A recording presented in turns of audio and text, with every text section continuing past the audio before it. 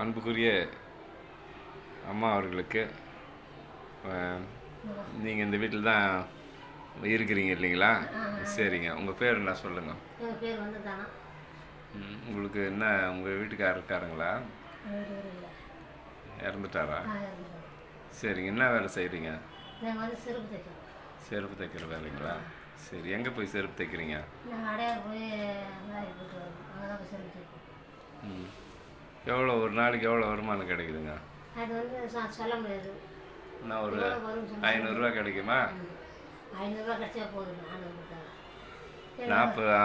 400 கிடைக்குமா? ஒரு 300 200 கிடைக்கிறது ரொம்ப கஷ்டம். ஆனால் காலையில் போனால் கிடைக்கும். 8 மணிக்கு உங்கள் கடை போட்டால் தான் கிடைக்கும். ஒரு 200 300 கிடைக்கும். இவங்களாம் ஸ்கூலில் அனுப்பிட்டு போகலாம். அப்புறம் வந்து இவங்களையா? இவங்களாம் யாருங்க? இவங்களாம் பேர பசங்க. உங்கள் பொண்ணோட பேர பசங்க? பொண்ணோட பேர பசங்க. சரி. இவங்களுக்கு அப்பா அம்மா இல்லையா? அப்பா அம்மா இருக்கிறாங்க. ஆனால் வந்து அவங்க இவங்களை விட்டுட்டு அவங்க போயிட்டாங்க. அவங்க வெளியூர் போயிட்டாங்க. அப்பாவா அம்மாவா? அம்மா. அப்பா? அப்பா இல்லை. சரி. நீங்கள் தான் பார்த்துக்கிறீங்களா? நாங்கள் தான் பார்த்துக்கிறோம். ஆமாம். இந்த வீடு ஏன் இவ்வளோ இருட்டாகுது? காரணம் என்னங்க? லைட் இல்லையா? லைட் இல்லை. லைட் இருந்துச்சு. பீஸ்காரர் வந்து நாங்கள் கரண்ட்டு உடம்பு சரியில்லாத இருந்தாங்க. எங்களை ஆச்சு. அதனால் உடம்பு சரியில்லாத நாங்கள் வந்து கரண்ட் பில்லு கட்டல. அதனால் வந்து பீஸ்காரர் வந்து கொடுத்துருக்கோம். எவ்வளோ பில் இருந்ததுங்க? அது வந்து 40,000. 40,000 கட்ட முடியல உங்களால்? 40,000 எங்களால் கட்ட முடியல. நாங்களும் ஒரு ரூபாய் 2 ரூபாய் ஒரு நாளைக்கு கிடைக்கும் நினைக்கிறதுனால செருப்பு தைச்சா எங்களுக்கு கஞ்சி இல்லை. இப்போ இந்த பசங்களை வந்து ஸ்கூலில் விட்டுட்டு நீங்கள் போய்ட்டு திருப்பி வந்து கூட்டுங்க வருவீங்களா? திருப்பி வந்து அவங்க கூட்டிகிட்டு வரோம். உங்களுக்கு வேறு யாரும் சப்போர்ட் எதுவும் இல்லைங்களா? சப்போர்ட். உங்கள் பையன் சப்போர்ட் பண்ண மாட்டாரா? ஏங்க? பையன் வந்து அவனே வந்து இங்கே தங்கி அவன் வேலை செய்கிறான். நாங்கள் எது கேட்டாலும் வந்து எங்களை வந்து சண்டை போகிற மாதிரி பேசுவான். எங்களை அவன் சம்பாதிச்சுட்டு 10 ரூபா கொடுத்தது. நீங்கள் சம்பாதிச்சு அந்த குழந்தைங்களை காப்பாற்றுறீங்களா? சம்பாதிச்சு 10 ரூபா. பொண்ணு வந்து எப்பாவது ஏதாவது கொடுக்குமா? பொண்ணு அவங்க விட்டுட்டாங்க அவ்வளோதான். சரிங்க. இது என்ன வீடுங்க? இது இந்த கவர்மெண்ட்டில் கொடுக்குற அந்த குடியிருப்பு அடுக்குமாடி வீடு தானே இது? இது எத்தனாம் மாடியில் இருக்கிறீங்க நீங்கள்? நாங்கள் வந்து 4ஆம் மாடியில் வரோம். இது முன்னே நான் வந்து வாடகை கட்டிகிட்டே இருந்தேன். வீட்டு வாடகை. இப்போ உடம்பு சரியில்லாத இருந்தேன். அது கூட இந்த வாடகை ஒரு 3-4 மாதம் ஆச்சு. அது வீட்டு வாடகை கட்டி கரண்ட் பில் வந்து அது முன்னே கட்டிட்டு இருந்தேன். முடியும் போது நல்லா சம்பாதிக்கும் போது தான் கட்டினேன். இப்போ முடியல. அப்படியே ஒரு போய் 1 சம்பாதிச்சு சேர்த்து கட்டியிருந்தேன். எத்தனை சதுர அடிங்க இது வீடு? 10க்கு 10. 10க்கு 10 தானா? உள்ள பாத்ரூம் இருக்குதுங்களா? உள்ள பாத்ரூம்.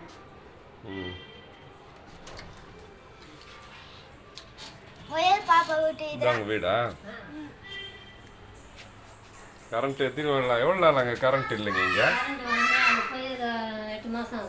8 மாதமா இந்த வீட்டில் கரண்ட் இல்லாமல் ஃபேன் இல்லாமல் எப்படி இருக்கிறீங்க?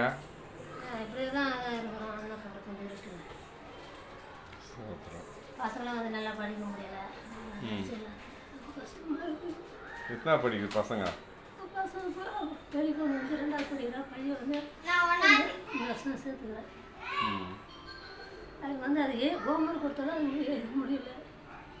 கஷ்டமாக இருக்குது. எங்களுக்கு வேலையை வந்து சேர்க்க முடியாது. வர மாட்டேங்குது. காலையில் பொண்ணு 2 தான் கிளம்பும். காலையில் போய் அங்கே உட்காந்து அங்கே வந்து பசங்க வந்து பார்க்கணும்.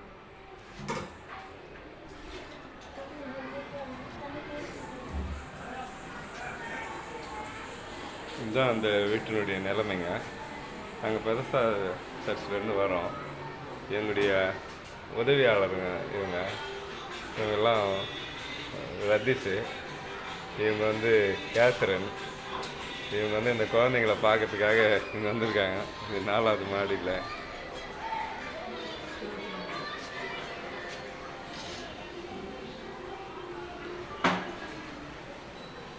இதான் உள்ளே போகிறாங்க.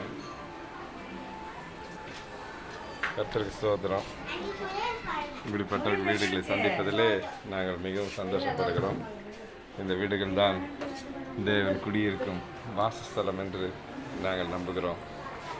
கர்த்தர் இவனுக்கு உதவி செய்வார் என்று விசுவாசத்தோடு காத்திருக்கிறோம்.